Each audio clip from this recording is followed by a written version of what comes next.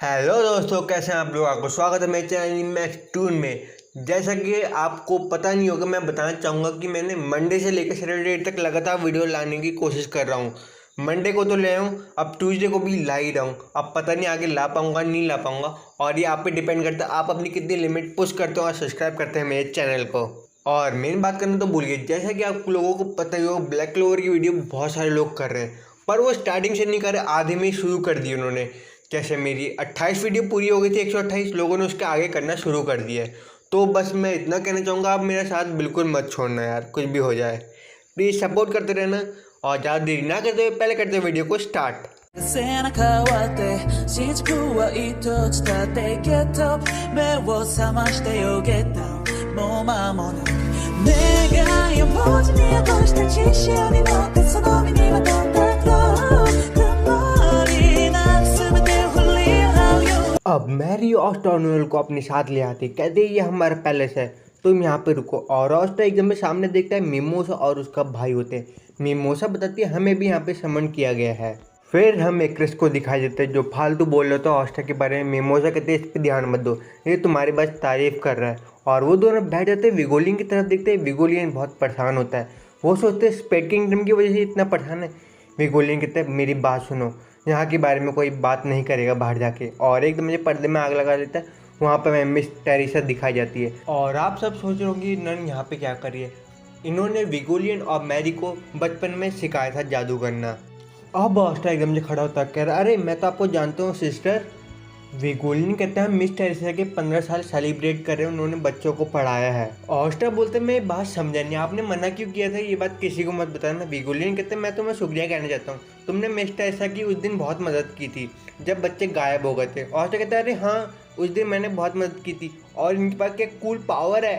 अब क्रिस अपनी फेंकम फेंक कर रहा होता है। मिमोसा कहती मेरे भाई बड़ा हो गया, पर इसको प्लीज़ कुछ शिक्षा दीजिए।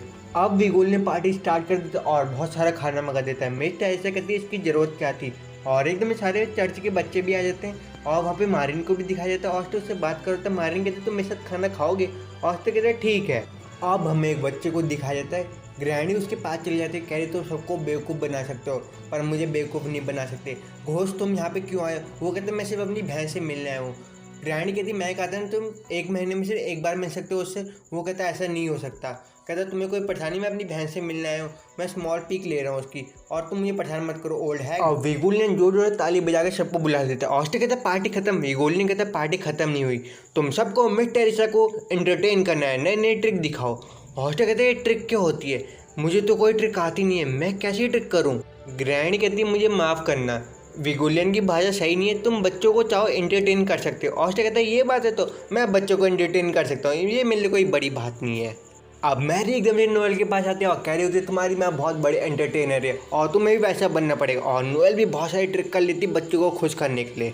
ऑस्टा कहता है अब मेरी बारी, मैं तुम्हें ट्रिक दिखाता हूँ। और प्लेट को ऊपर घुमा रहा होता है गोल गोल और जगलिंग कर रहा होता है। अब मिस टेरिसा कहती है विगोलियन तुम भी ट्रिक दिखाओ। और विगोलियन एकदम से अंडे को बॉयल कर रहा होता है अलग अलग तरीके से, और एकदम सारे अंडों को बॉयल करते। सब लोग कहते वाओ अंडा अलग अलग कैसे बॉयल हो गया। विगोलियन कहते हैं मेरी माना स्किन का कमाल है, इससे मैं सबको कंट्रोल कर सकता हूँ। और सब लोग उसके ट्रिक से बहुत बोर हो रहे होते हैं।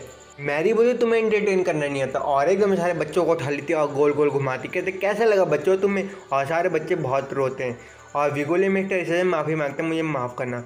मिस टेरिसा कहती तुम बहुत उतावले हो, जैसे बचपन में थे, तुम्हें ताकतवर बहुत जल्दी बनना था और तुम सबकी ट्रेनिंग करते थे और मैं तुम्हें मार देती क्योंकि तुम्हें रेस्ट करना होता था। और मैरी तो मेरी कभी बात सुनती नहीं थी, इसलिए मैंने उसे अकेला छोड़ दिया था। पर तुम दोनों जैसे जैसे बड़े होने लगे और अपने मानव को कंट्रोल करने लगे, और दोनों भाई बहन मिलकर एक दूसरे को टीच कर रहे होते। कह रहे तुम्हें याद है ना विगोलियन तुम बचपन में कैसे रोते थे आग में। और सिस्टर कहती हाँ मैरी तू भी तो रोई थी जब तेरे कपड़े में आग लगी थी, तो कितना रोने लग गई थी उस वक्त। अब मैरी बातें करते हुए खिड़की की तरफ चले जाते हैं और विगोलियन की बचपन की बातें कर रही होती, पहले तुम कितनी क्राई बेबी थे। विगोलियन कहती सब आपकी वजह से हुआ, आपने मेरा झूठा नाम फंसाया।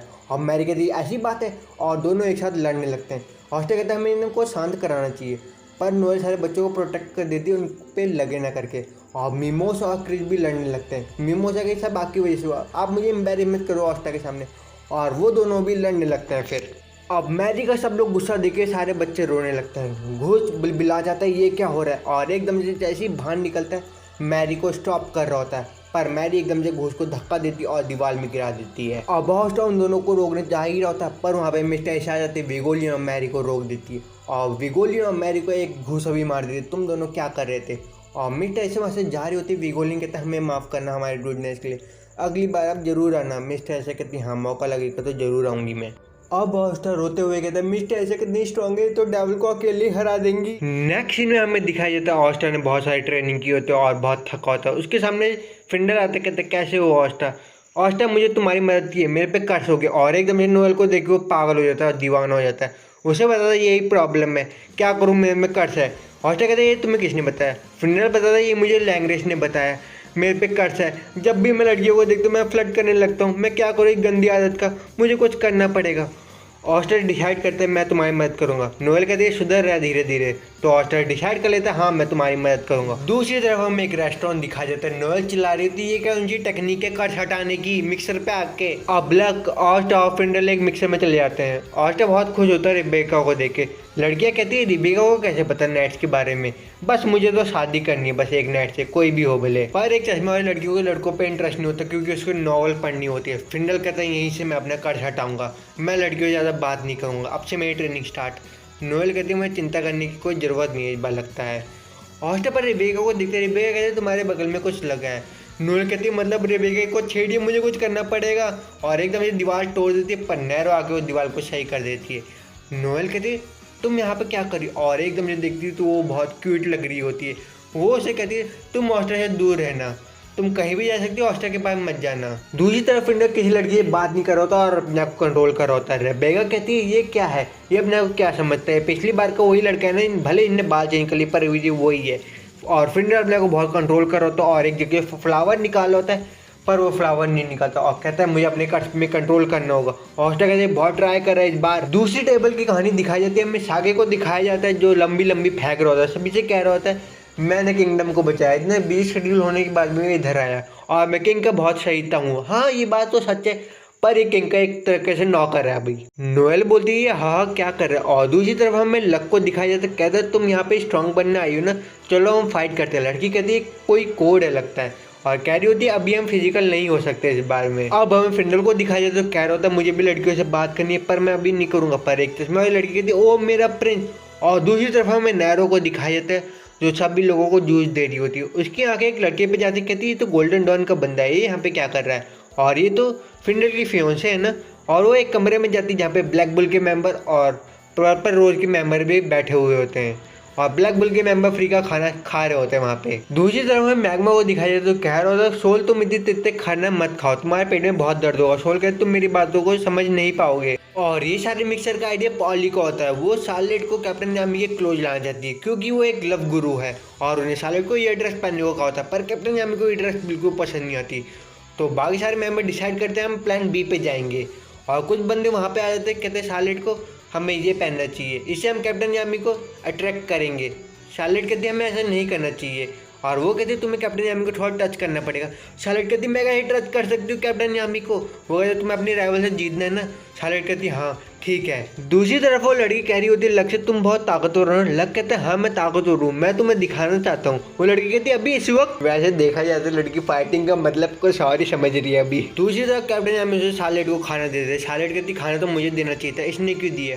कैप्टन यामी कहते तुम यहाँ पे क्यों आई, वो बताती मैं यहाँ पे रिलैक्स करने आई। और एकदम ये पेपर उठा रही होती पर कैप्टन यामी भी उठ के उसका हाथ पकड़ लेते हैं। कैप्टन यामी ने गलती से उसका हाथ छुआ तो पर शार्लेट वहाँ से भाग जाती है, इसने मेरा हाथ कैसे छू लिया, और बहुत शर्माते हुए वहाँ से कूद जाती है। और दूसरी तरफ फिंडल को दिखाई जाती है जो लड़की से बच रहा होता कह रहा मुझे इसे छूना नहीं है, कोई भी हो जाए मैं छूँगा नहीं।